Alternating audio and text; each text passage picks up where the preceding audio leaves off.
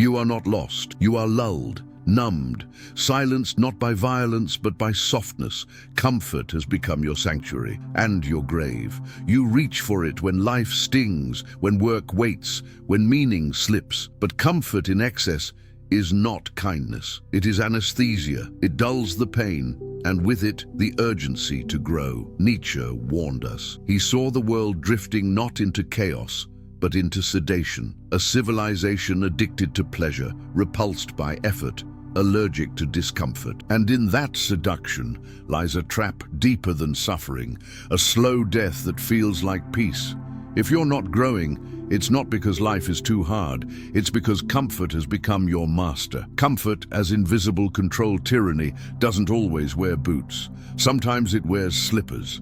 The most dangerous prison is the one you don't recognize, the one you decorate, defend, and never try to leave. Comfort has mastered this art. It doesn't scream, it whispers, it invites. It tells you you've done enough, you deserve rest, you'll try again tomorrow. And so, day by day, the edge of your ambition dulls, the fire dims, the wild, sacred voice inside you, the one that longs to risk, to suffer, to rise, grows silent. Nietzsche saw that most people aren't oppressed by cruelty, they're sedated by ease. Nietzsche's critique of modern pleasure. To Nietzsche, the modern man was not noble, not courageous, not alive, but comfortable, and that comfort was his decay. Pleasure, when used as escape, becomes rot. He wrote of the last man, a being who seeks nothing but warmth, safety, and tiny satisfactions. He doesn't climb, he doesn't fight, he doesn't feel. He survives and calls it living. You see, Nietzsche didn't fear pain. He feared numbness, because numbness kills the very thing that makes us human, the capacity to strive, to break, to transform. The death of growth in the arms of ease. Nothing grows in the comfort zone except weakness. Muscles atrophy without resistance. Courage fades without danger, vision shrinks without effort, and yet you seek ease like a drug, not because you are weak, but because the world has trained you to believe that struggle is failure, that rest is reward, that happiness is the absence of effort.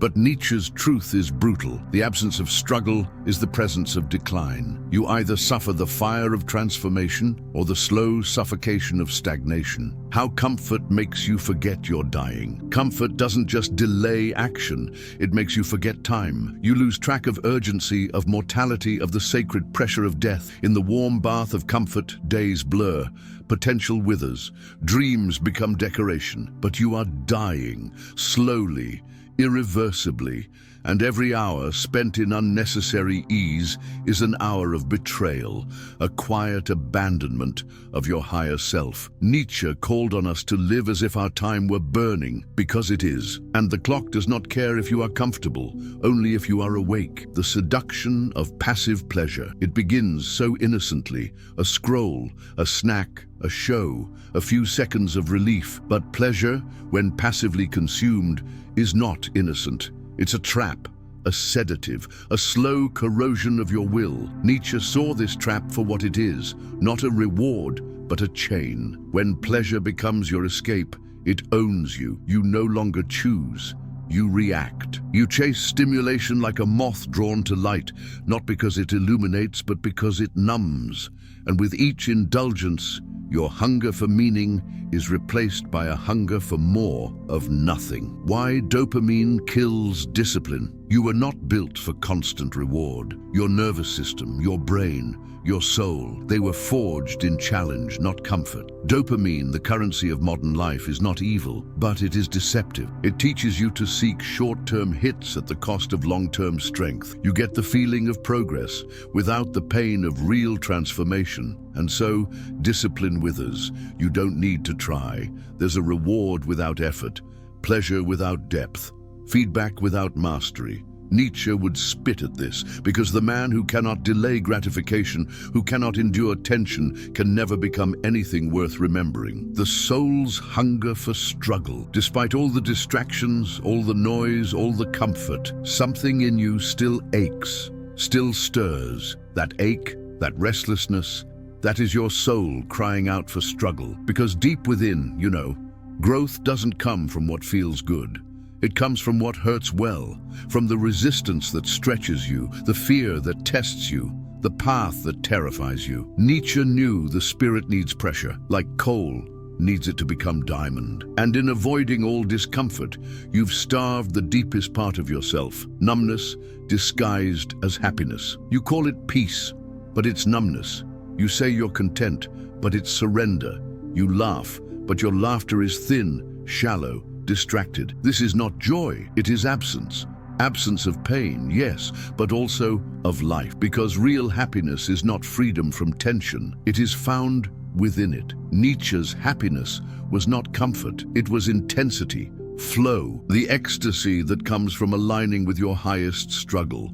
So ask yourself, are you happy or are you just not hurting yet? Nietzsche's love of difficulty. You've been taught to avoid pain, to see it as failure, as a sign that something's wrong. But Nietzsche flipped this belief on its head. For him, pain was sacred, not something to flee, but something to enter. Difficulty, he believed, is not the enemy of life. It is the birthplace of greatness. The path of the overman is paved not with pleasure but with wounds, deep, scarring, beautiful wounds. If it does not hurt, it does not change you. If it does not burn, it does not purify. If it does not demand your death, it cannot offer your rebirth. How pain refines the self. Pain is a mirror. It reflects who you are, raw, unfiltered, unmasked. It strips away pretense, exposes the weak ego, reveals the fragile identity you've built around comfort and validation. But more than that, pain refines. Like fire refines metal, it tests and tempers you. In pain, you discover what you're made of and what must be discarded. Nietzsche knew that pain is not a punishment. It is an invitation, a call to level up, to shed what no longer serves, to burn what's false, and to step closer to your essential self. Embracing the wound as initiation. You think the wound is a detour, but it's the gate. The scar on your chest is not a flaw. It is your proof of passage. Nietzsche spoke not of healing in the traditional sense, but of transfiguration, of turning the wound into wisdom, the crack into light. Pain initiates you. It separates you from the herd. While others retreat into pleasure, you enter the crucible. And in that fire, something ancient and powerful awakens. Your suffering becomes sacred because it demands becoming, transmuting suffering into strength. Suffering does not automatically make you stronger. It only gives you the chance. To transmute pain is to choose it, to sit with it, stare into it, speak to it, to ask, why are you here? What do you demand of me? What part of me must die so that something greater can live? Nietzsche's greatest courage was this alchemy, turning anguish into creation, struggle into style, despair into dancing. You can do the same, not by escaping suffering, but by assigning it meaning, not by resisting the fall, but by using it to rise higher than ever before. Why society fears those who suffer well. The world applauds success. It celebrates the smile, the victory, the easy story, but it fears the one who suffers well, who embraces pain without complaint, who turns wounds into art, who walks through fire unshaken. Why? Because that kind of person is free, untouchable, unmanageable. Nietzsche understood this deeply. The one who suffers consciously is no longer ruled by fear, and that terrifies the herd. Because if you can't be manipulated by comfort, you can't be controlled at all. Comfort as conformity. The herd thrives on sameness, on shared beliefs, predictable behavior, mutual sedation. Comfort becomes the language of belonging. To be uncomfortable, to question, to resist, to suffer differently is to threaten that unity. And so, society builds a fortress around comfort.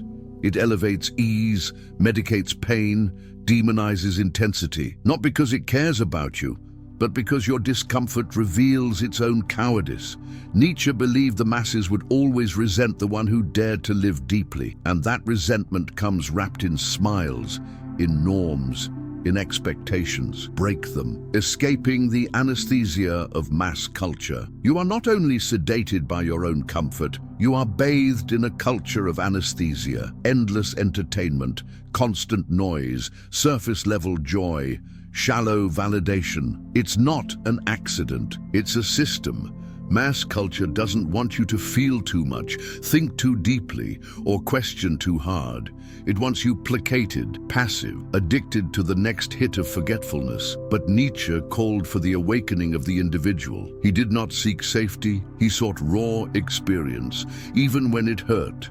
Especially when it hurt. To escape the culture of anesthesia is to risk exile, but it is the only path to freedom. Solitude and silence as rebellion. In a world addicted to noise, silence is rebellion. In a culture of comfort, solitude is power. Nietzsche often walked alone for hours, not to escape others, but to meet himself. He knew that only in solitude could the inner voice rise above the static. And only in silence could truth be heard. You fear being alone because it confronts you with your unmasked self. But that confrontation is sacred. It is the beginning of sovereignty. Sit in silence. Enter discomfort. Step away from the crowd and you will find not loneliness, but authority. Eudaimonia versus dopamine. Lasting joy. What you've been sold as happiness is fleeting. A chemical spark, a momentary surge of dopamine that fades before you've even finished enjoying it. But there is a deeper joy, not based in pleasure, but in alignment. The Greeks called it eudaimonia, the joy of living in accordance with your true nature. Nietzsche chased this form of joy with ruthless clarity, not through indulgence, but through becoming. It is not found in what feels good, it is found in what feels right. Choosing meaning over relief. Relief is cheap, a click, a snack, a scroll. But meaning costs you everything. It costs comfort, it costs ease, it costs the parts of you that were never real to begin with. And yet, in choosing meaning over relief, something incredible happens. The hunger fades, the ache quiets, because you're no longer escaping your pain, you are using it. Nietzsche knew to live meaningfully is to bleed with purpose.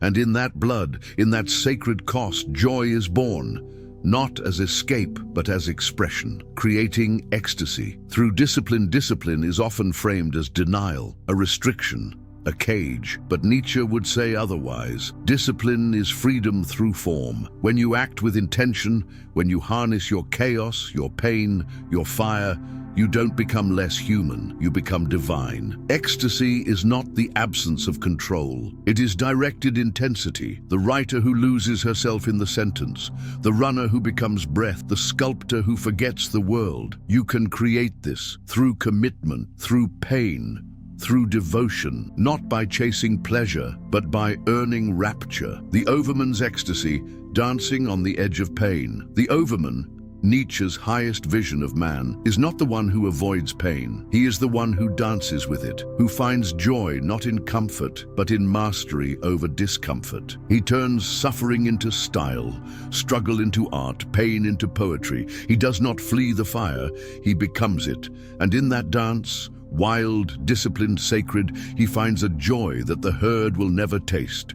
Because it was never about comfort. It was about intensity, about living so deeply, so fiercely, so authentically, that even agony becomes music. You are not made for comfort. Close this video, step away from the screen, step into your body, into your fear, into your life. You were not made for sedation. You were made for fire, for ascent, for meaning. Comfort is not your friend. It is your cage. So choose ease or ecstasy, pleasure or purpose, safety or sovereignty. Now rise and suffer well.